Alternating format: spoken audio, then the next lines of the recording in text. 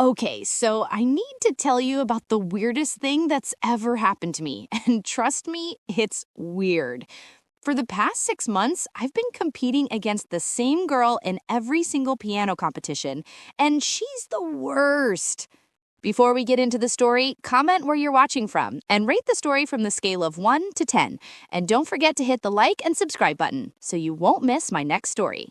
So, that's Yuki Tanaka, piano prodigy, competition machine, and my absolute nemesis. Every competition, it's the same thing. She wins first place, I get second. Every single time. And it's always so close, like painfully close. Close enough that I know I could beat her, but I never do. And she acts like I don't exist, or worse, like I'm beneath her. Never smiles, never talks to me, just walks past like I'm furniture. So I practice. Constantly, obsessively. I'm going to beat her. I have to. But then, 2 weeks ago, something weird started happening. I found a note in my piano bench at the competition hall. I had no idea who wrote it, but someone had watched me play Chopin, and they'd liked it. I looked around, trying to figure out who it was, but there were like 50 people at that competition. Definitely wasn't Yuki. She probably didn't even know my name. Then 1 week later, another note. This one was more personal, poetic even. I'll admit, it made me blush. I mean, nobody had ever said anything like that about my playing before. I told my friends about it. They were obsessed. Sarah thought it was romantic. She kept saying I had a secret admirer, like it was the most exciting thing ever.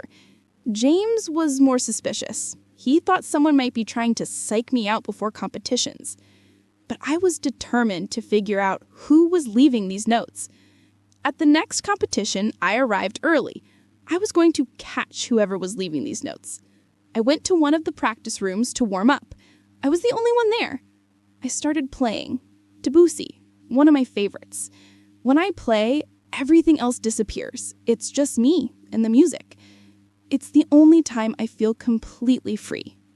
I finished the piece and just sat there for a moment, coming back to reality. And then I heard something. A soft sound near the door. I turned and there she was, Yuki, just standing in the doorway, staring at me. And she looked different, not cold or dismissive. She looked shocked, like she hadn't meant for me to see her. Before I could say anything, she turned and practically ran. "Wait," I called out, but she was already gone. I ran to the hallway, but she disappeared, like she'd never been there. I went back to the practice room, completely confused.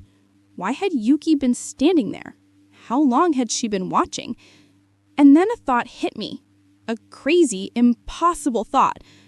I had to perform later that day. I tried to focus, but my mind kept going back to Yuki in that doorway.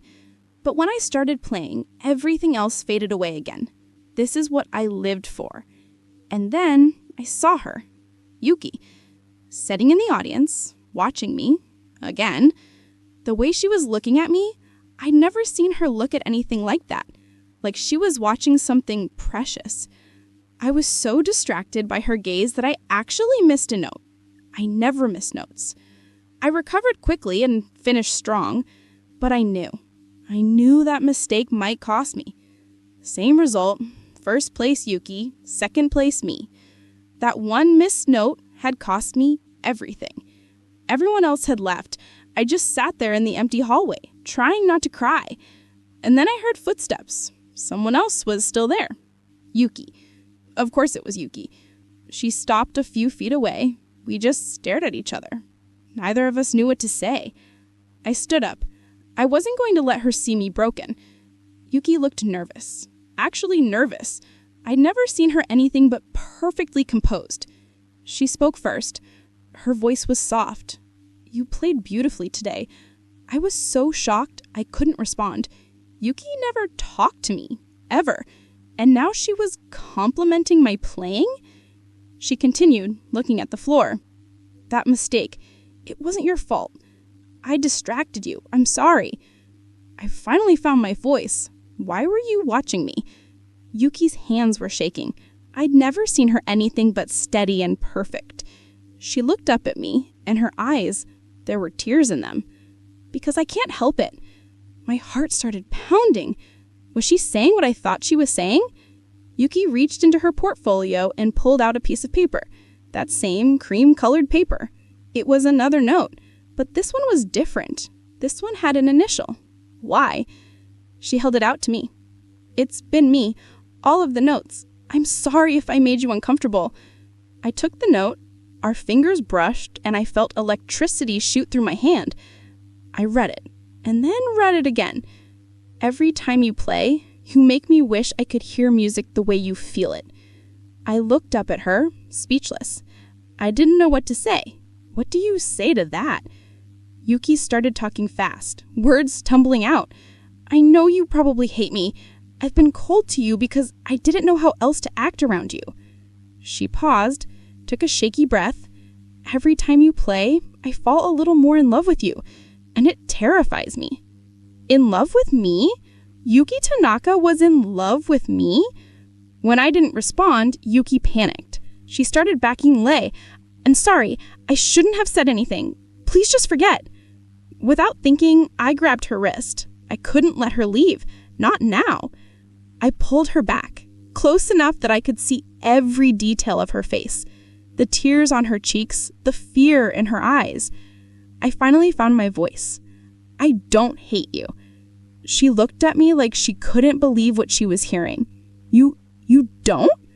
I shook my head, smiling through my tears. I thought you hated me. You never talked to me. You acted like I didn't exist. Yuki laughed. It was watery, broken, but it was a laugh. I was terrified of you. You're so passionate when you play, so alive. I didn't know how to be around you. We just stood there, looking at each other, both crying, both realizing we'd been complete idiots. I took a breath. The notes, they meant everything to me. I kept every single one. Yuki's eyes filled with hope. Real hope. Really? I nodded, stepping closer.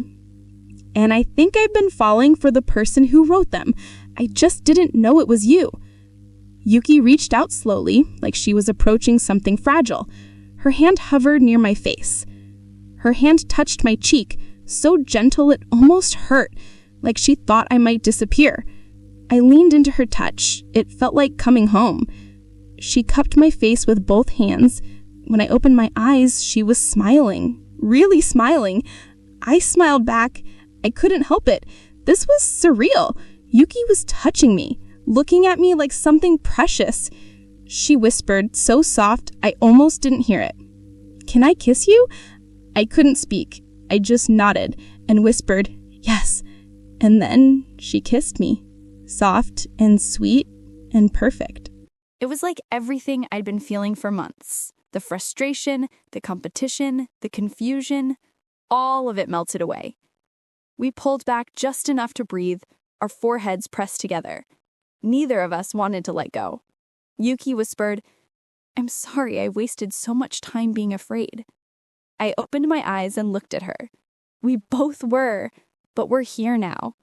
She laughed. My rival.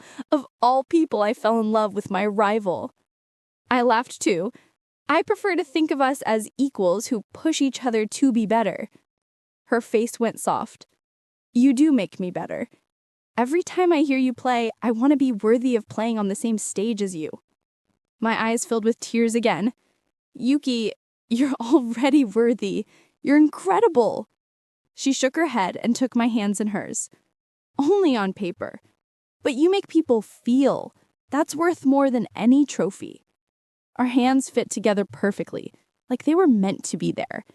I suggested we sit before my legs gave out. All the adrenaline was catching up with me. We sat down, close enough that our shoulders touched. Neither of us let go of the other's hand. We just sat there for a moment in comfortable silence. Everything had changed in the span of 20 minutes. I had to know. When did you start having feelings for me? Yuki looked up, remembering. The very first competition, 8 months ago. you played Rachmaninoff. I remembered that day. Rachmaninoff. One of the most emotional pieces I'd ever played. That was the moment for her. The moment she fell for me. She looked at me. You were crying while you played. I thought you were the most beautiful thing I'd ever seen. I didn't even know I'd been crying. I just felt so much when I played that piece. She continued. After that, I couldn't stop watching you. You reminded me why I loved music in the first place. I smiled. I watched you too. I told myself it was to study my competition, but... She leaned in. But... I blushed harder. But I think I was watching because you're mesmerizing. The way you play is breathtaking. Yuki lifted my hand and kissed my knuckles. It was so romantic, I thought I might melt. I was so flustered I could barely speak. You can't just do things like that. She smiled, almost teasing. Why not? We're together now, aren't we? My face broke into the biggest smile. Yes we are. Yuki laughed with relief. I've wanted this for 8 months. I can't believe it's real. We both laughed. It was surreal. This morning we were rivals. Now we were this. I had to ask, what happens now with the competitions? Yuki thought about it. We keep competing, keep pushing each other, but now I get to kiss you after. I loved that answer. I leaned my head on her shoulder. She rested her head on mine. We just sat there, comfortable in the silence. We sat there for probably an hour. Neither of us wanted to leave this moment. Eventually, Yuki's phone buzzed. She checked it reluctantly. She sighed. I have to go. My parents are expecting me home. I lifted my head, trying to hide my disappointment. Yeah, I should probably go too. But neither of us let go. Neither of us moved. Yuki's face lit up. Tomorrow? Can I see you tomorrow? I nodded so fast. Yes! We could get coffee or walk in the park or... She laughed and put her finger to my lips. Anything, as long as I'm with you. I kissed her finger playfully. The surprised look on her face was worth it. We finally stood up, but we still didn't let go of each other's hands. We walked toward the exit together, as slowly as humanly possible. We reached the door. This was where we had to say goodbye. Yuki pulled me close, wrapping her arms around me. I fit perfectly against her. We held each other for a long moment. I didn't want to let go. She whispered in my ear, "Thank you for not running away when I confessed." I pulled back just enough to see her face. "Thank you for being brave enough to confess." We kissed again, longer this time, deeper, like we were trying to make up for 8 months of not being able to do this. We pulled apart, both breathless, both smiling like idiots. She whispered, "Tomorrow. I'll text you tonight." I nodded. "I'll be waiting." Our hands separated slowly. It felt like losing something important. Yuki walked backward towards her car, not looking away from me. I stood in the doorway watching her go, waving like a lovesick idiot. She stopped by her car and blew me a kiss. My heart did a somersault. I caught it and pressed my hand to my heart. I was definitely in love with this girl. She got in her car and waved one last time. Then she was gone. I stood there alone, but I wasn't sad. I was the happiest I'd been in months. I looked at the note again. Every time you play, you make me wish I could hear music the way you feel it. Why? I walked to my car, feeling like I was floating. This morning, I hated Yuki Tanaka. Tonight, I was in love with her. I got in my car and my phone buzzed. A text from Yuki. The text said, "I miss you already. Is that too much? I don't care. I miss you." I couldn't stop smiling. I typed back immediately. I sent, "Not too much at all. I miss you too. Thank you for everything." That was 3 months ago. 3 months since everything changed. Now, competitions look different for us. Before performances, Yuki helps me calm my nerves. She knows exactly how to relax me. She kisses my head and tells me I'll be incredible, and I believe her. I kiss her for luck. We don't hide anymore. Everyone knows we're together. When I perform, Yuki watches from the wings. Always watching, always supporting. And on my left hand, there's something new. Something that makes me smile every time I see it. Yuki has a matching one. We're not married. Not yet. These are promise rings. A promise of forever. I finish my piece and look for her immediately. She's always the first person I want to see. Yuki's crying, happy tears. She's so proud she's crying. I bow for the audience, but I blow a kiss towards her. Our little secret in plain sight. Yuki wins first place again. I get second, just like always. But now I'm genuinely happy for her. She earned it. She was incredible. She kisses me right there in front of everyone. We don't hide our love anymore. She tells me I should have won. I tell her she's biased. We both laugh. We walk out hand in hand. We're still rivals on stage, but off stage, we're partners. After every competition, we go to our cafe. Same table, same order, same comfortable silence. She feeds me cake. I pretend I hate how sweet she is, but I love it. We look at old photos, our first official date, our first kiss, 3 months of memories already. Out of nowhere, Yuki says, "I'm going to marry you someday."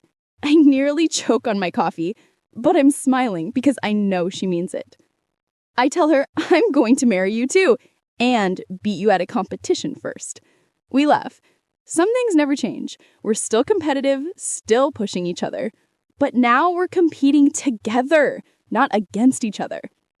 Now we practice together. She comes over most nights. We play duets, 4 hands, 2 hearts, 1 song. I still make mistakes sometimes, but now I can laugh about them. Yuki just kisses my head and tells me to try again. No judgment, just support. We try again. This time it's perfect. We're perfect together.